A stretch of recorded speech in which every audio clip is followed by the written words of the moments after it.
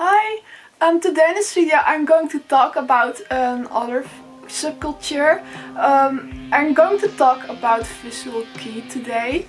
And I'm going to talk about the subculture because I'm very interested in it, and I think it also looks a little bit like emo if I see the pictures.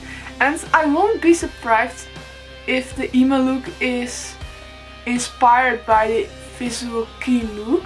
And I know a lot of emos do love visual kei. So yeah, today I'm going to talk about visual kei.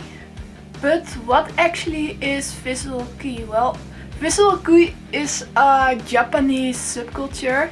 It's a musical movement and it looks a little bit like glam rock.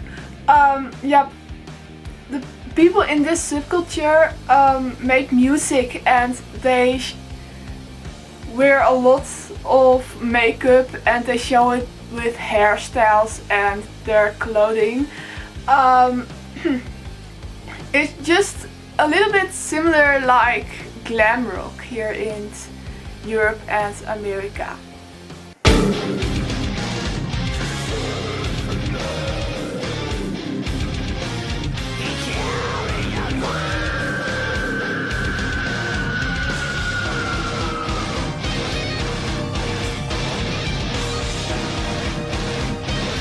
In Western countries, people often describe visual kei as a music genre, but visual kei people themselves say it isn't a music genre because they play a lot of different genres like glam rock or pop pop music, or they play electronic music. Just a lot of genres, just not one.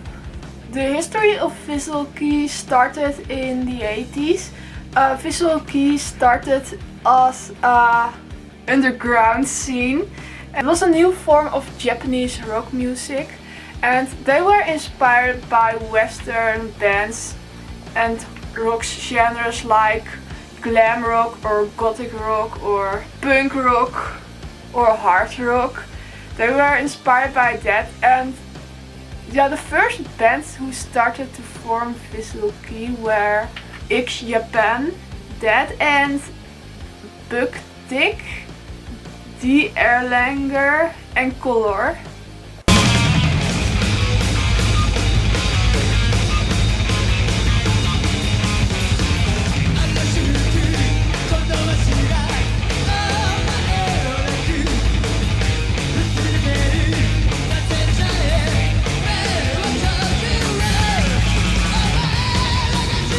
In the end of the 80s and mid-90s, visual kei started to become more popular in Japan. But in the end of the 90s, the popularity of visual kei started to fall down, and that's why the subculture fell back in the underground scene. People around this associated visual kei as a subculture that was very rebelling and against society and stuff like that, such like punk. But that was the first generation of visual kei. I know a couple of years later a second generation of visual kei started to form. And this second generation was a little bit different than the first one because the first one was more focused on rock music, and the second generation made a wider scale of music. But in the first generation of visual kei was also more focused on the music itself, while the second generation of visual kei, the music was less important, and instead of that, the clothes and the clothing style was more important than the music.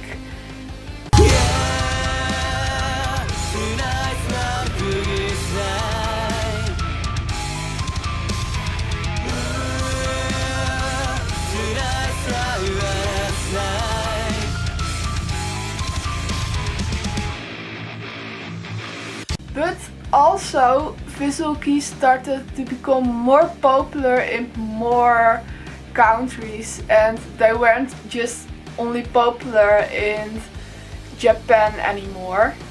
Well, I know a lot of emos do love anime, and yeah, they also do love Japan and stuff like that. But I won't be surprised if the emo hairstyle was inspired by visual kei, because it looks very similar actually. Actually, it's just the same. Yeah, I won't be surprised if the emo hair is coming from that. But it also looks very creative. I actually do love the clothing style, and they just look like real life anime figures. It looks very creative. If I lived in Japan, I will do that too, I think. But the older visual kei bands looks a lot more like glam rock or Kiss. Yeah, bands like Kiss. They just... yeah, I see the difference in the older visual kei bands do really look like more like glam rock. Well, now it looks more like anime. This was my new video. I think the visual kei subculture looks very creative. Yeah, I hope you learned something new, and I hope you think it was interesting. Let me know in the comments below what you think about visual kei and about the style. Well, that was my new video, so bye!